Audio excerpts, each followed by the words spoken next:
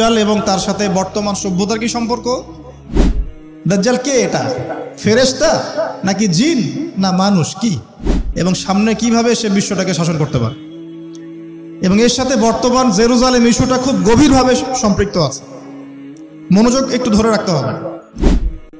আর মাসিহুদ দাজ্জাল সবচেয়ে বড় মিথ্যাবাদী। দাজ্জাল মানে মহা প্রতারক, যে আপনাকে এমনভাবে প্রতারিত করতে পারে যার খবর হদিস আপনি পাবেন। আল্লাহর নবী সাল্লাল্লাহু আলাইহি ওয়াসাল্লাম বলছেন, নূহ আলাইহিস সালামের সময়ও নূহ আলাইহিস সালাম তার কওমকে দাজ্জাল সম্পর্কে সতর্ক করেছেন। তার মানে পৃথিবীর সূচনা থেকে সে পৃথিবীতে ছিল এবং সে বের হবে শেষ জামানায়, এবং বের হয়ে সে তার অনুসারীদেরকে নিয়ে বিশ্বটাকে শাসন করবে। তার মানে অনেক লম্বা একটা হায়াত সে পেয়েছে। কোন জাতি এত লম্বা হায়াত পায় বলেন তো?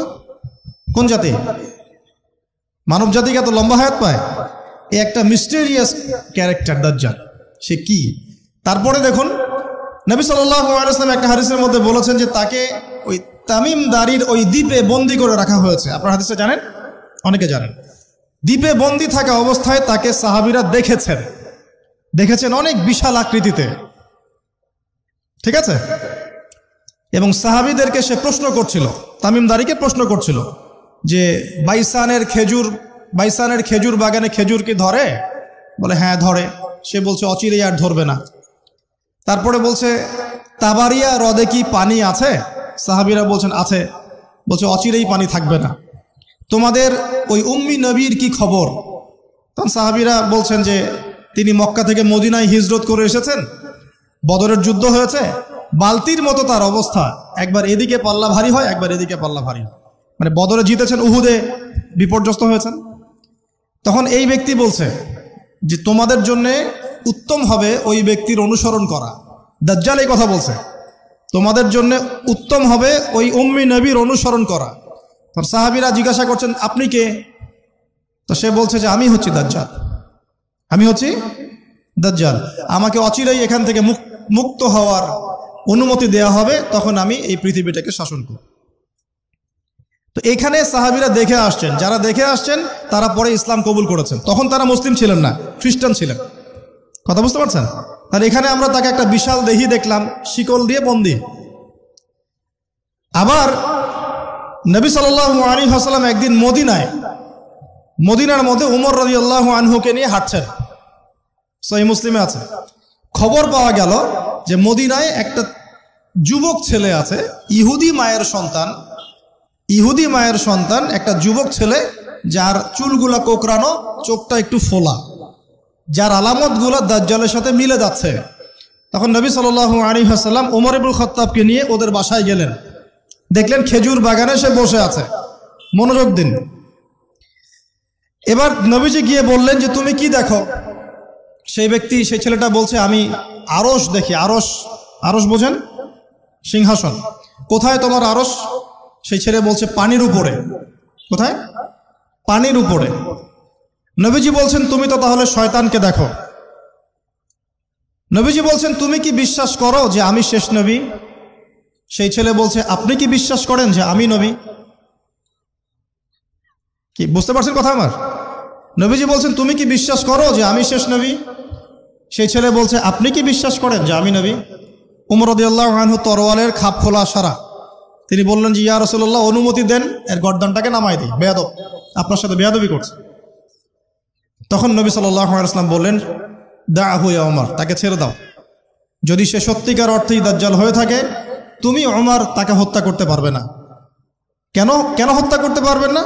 কারণ দাজ্জালের নিহত হওয়া লেখা আছে ঈসা আলাইহিস সালামের হাতে। কার হাতে? ঈসা আলাইহিস সালাম যখন আসবেন, এই প্যালেস্টাইনের বাবে লুদ নামক জায়গায় দাজ্জালকে মারা হবে। ঠিক আছে কথা? তাহলে ওমর তুমি তাকে হত্যা করতে পারবে না। আর যদি সে দাজ্জাল না হয়ে থাকে, নিরপরাধ মানুষকে হত্যা করে কোনো লাভ নাই। এখানে চান্স নেওয়া হলো 50-50। এক হাদিসে আপনি দেখছেন নবীজি বলছেন নূহ আলাইহিস সালাম তার কওমকে দাজ্জাল সম্পর্কে সতর্ক করেছেন। এক হাদিসে নবীজি বলছেন সে বের হলে 40 দিন বিশ্ব শাসন করবে। প্রথম দিন 1 বছর, দ্বিতীয় দিন 1 মাস, তৃতীয় দিন 1 সপ্তাহ, বাকি দিন আমাদের মতো। আরেক হাদিসে নবীজি বলছেন তামিম দারি দেখে এসেছে তাকে কোথায়? দ্বীপে বন্দী অবস্থায়, সে ছাড়া পাবে অচিরেই। আবার এখানে নবী সাল্লাল্লাহু আলাইহি ওয়াসাল্লাম মদিনাতেই একটা যুবক ছেলেকে দাজ্জাল মনে করে ইনভেস্টিগেট করলেন। আপনার কাছে কি সাবজেক্টটা সহজ মনে হচ্ছে না কঠিন? খুব সহজ কি না কঠিন? চিন্তা করতে হবে কি হবে না? এতই জটিল একটা ক্যারেক্টার। শুধু তাই না, নবীজি আরো বলছেন সে যখন বের হবে, 4টা জায়গার কথা পাওয়া যাচ্ছে হাদিসে, 4টা জায়গা কোত্থেকে বের হবে। এখানে কিন্তু নবীজি মদিনাতে তাকে খুঁজলেন, ইনভেস্টিগেট করলেন। আবার আরেকটা হাদিসে নবীজি বলেছেন সে যখন বের হবে শেষ জামানায়, তখন মক্কায় ঢুকতে পারবে না, মদিনায় ঢুকতে পারবে না। আপনারা হাদিসটা জানেন না? আলেমরা তো জানেন। মক্কাতেও ঢুকতে পারবে না, মদিনাতেও ঢুকতে পারবে না। খোলা তরোয়াল নিয়ে ফেরেশতারা দাঁড়িয়ে থাকবেন। আবার সেই নবী মুহাম্মদ সাল্লাল্লাহু আলাইহি ওয়াসাল্লাম মদিনাতে এই ছেলেটাকে দাজ্জাল ভাবছেন, ইনভেস্টিগেট করছেন। তার মানে তারা সতর্ক ছিলেন। এই ছেলের নাম ছিল ইবনে সাইয়্যিদ। কি নাম? ইবনে সাইয়্যিদ, নাম মনে রাখবেন। এও একটা বিস্ময়কর ক্যারেক্টার। আবার সেই নবী সাল্লাল্লাহু আলাইহি ওয়াসাল্লাম বলেছেন শেষ জামানাতে দাজ্জাল বের হবে খোরাসান থেকে। কোন জায়গা? খোরাসান। খোরাসান বলতে কোন জায়গা? এটা মূলত এর হার্ট হচ্ছে আফগানিস্তান, এর পাশে যে বেলুচিস্তান, এই যে উজবেকিস্তান, ইরানের কিছু অংশ, এই পুরো জায়গাটা, শুধু একটা দেশ না, পুরো জায়গাটা এর হার্ট হচ্ছে আফগানিস্তান। খোরাসান থেকে বের হবে। আরেক হাদিসে নবীজি বলছেন সে ইস্পাহান থেকে বের হবে। কোন জায়গা? ইস্পাহান এখন ইরানে। ভৌগোলিক বিষয়ে যখন তখন চেঞ্জ হয়ে যায়, হয় কি না? আগে কি ইরাক ইরান এরকম পার্ট ছিল?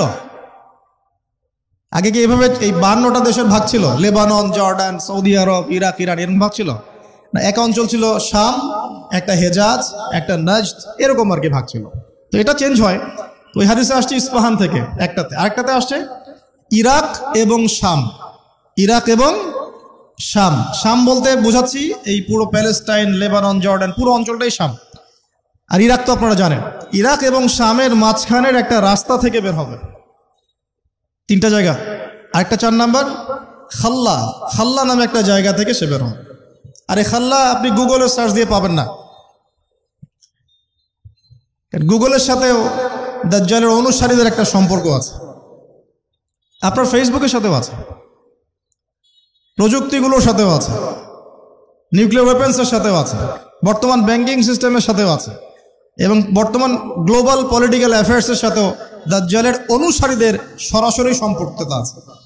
আমি বলি নাই দাজ্জালের সম্পৃক্ততা আছে, দাজ্জালের অনুসারীদের সরাসরি সম্পৃক্ততা আছে। এটা বোঝার জন্য আপনাকে সূরা কাহাফ পড়তে হবে। কেন সূরা কাহাফ? কারণ সূরা কাহাফ পড়লে আল্লাহ আপনার ভিতরের চোখ খুলে দিবেন ইনশাআল্লাহ। এখন আপনার ভিতরের চোখ বন্ধ। কেন বন্ধ? বিকজ আপনি প্রত্যেক জুমায় সূরা কাহাফ পড়ছেন না। যখন প্রত্যেক জুমায় সূরা কাহাফ অর্থসহ পড়বেন বা অ্যাটলিস্ট তেলাওয়াত করবেন, দেখবেন ইনশাআল্লাহ আল্লাহ আপনার ভেতরের চোখ খুলে দিবেন। তা দাজ্জাল সাবজেক্টটা কি জটিল মনে হচ্ছে না সহজ মনে হচ্ছে? জটিল। এখন এত জটিলতায় আমরা গেলাম না, আমরা সহজ জায়গায় থাকি।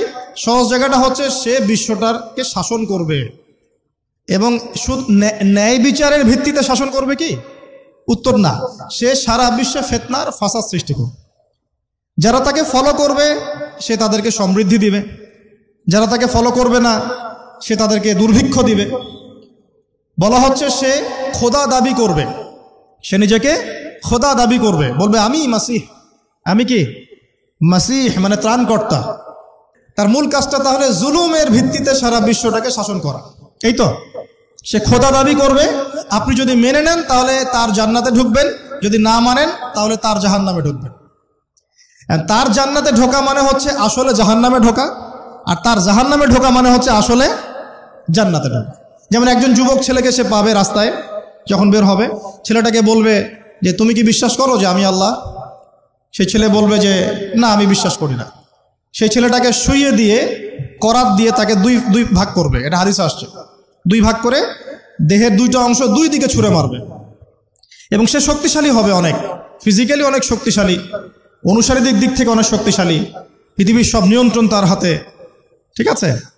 তার কাছে প্রযুক্তি, তার কাছে অনেক কিছু। মানে সবচেয়ে বড় ফিতনা, মানে সবচেয়ে বেশি শক্তিশালী, সবচেয়ে বড় মানে পাওয়ার, মিলিটারি পাওয়ার, সবচেয়ে বড় ইকোনমিক পাওয়ার, সবচেয়ে বড় মিলিটারি অ্যাফেয়ার্স, যা আছে সব। তো এর জন্য একটা যুবক ছেলেকে কেটে 2 পিস করে ফেলা কি এমন বিষয়? এখনই তো কত কি করা হচ্ছে, তাই না? আরে ভাই হচ্ছে তো, আমরা জানি তো। এই যে আমাদের প্যালেস্টাইনের একটা বাবাকে দেখলাম যে ছেলের শুধু হাত আর পা নিয়ে কান্নাকাটি করছে, মাথা নাই, বডি খুঁজে পাওয়া যাচ্ছে না। এখনই তো অনেক কিছু করছে ওর অনুসারীরা।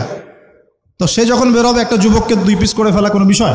একদিক এইদিকে ছুঁড়ে মারবে আর একদিক ওইদিকে, এরপরে আবার জীবিত করবে তাকে, আবার জীবিত করবে। মানে তাকে আল্লাহ পাক এরকম কিছু ক্ষমতা দিবেন মানুষকে পরীক্ষা করার জন্যে। জীবিত করার পরে বলবে আমি তোমাকে মৃত্যু দেওয়ার পর জীবিত দিলাম, এখন কি জীবন দিলাম, এখন কি তুমি বিশ্বাস করো যে আমি আল্লাহ? এই ছেলে এবার বলবে যে এখন আমার পুরো ইয়াকিন হয়ে গেছে যে তুই দাজ্জাল, কারণ আমি এই হাদিসটা জানতাম যে এক ছেলেকে সেভাবে কেটে, তবে আমি জানতাম না যে সেই যুবক ছেলে আমি। তো বলা হচ্ছে এই যুবক ছেলে অনেক বড় শাহাদাতের মর্যাদা পাবে ইনশাআল্লাহ।